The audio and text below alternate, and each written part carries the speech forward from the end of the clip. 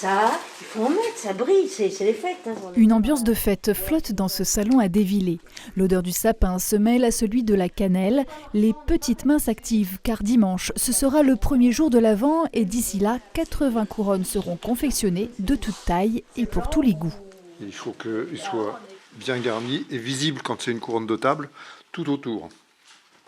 Pour les gens qui seront assis et qui voient à chaque fois un décor agréable. Et après ça, c'est l'inspiration du moment qui réussit le mieux. Et puis, on a le contrôle.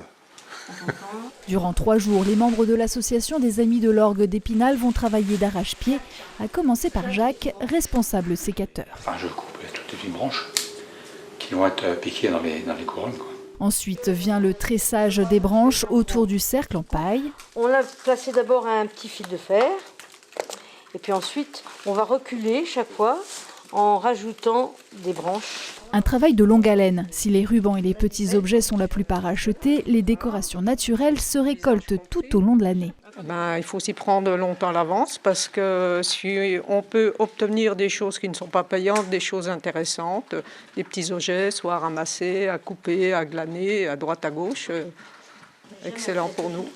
Les origines des couronnes de l'Avent sont incertaines. Une tradition allemande pré-chrétienne pour certains, inventée par un pasteur luthérien au XIXe siècle pour d'autres, un rite qui symbolise l'attente du retour de la lumière.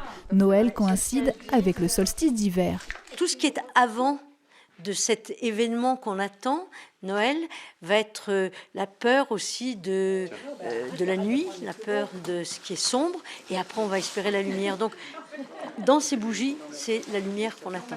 Pour les chrétiens, c'est la lumière de la naissance d'un enfant dans une étable. Ça fait écho à plein de choses. Le sapin, lui aussi, est porteur d'espoir. Lui qui garde sa verdure au creux de la saison froide, fait écho à la vie éternelle.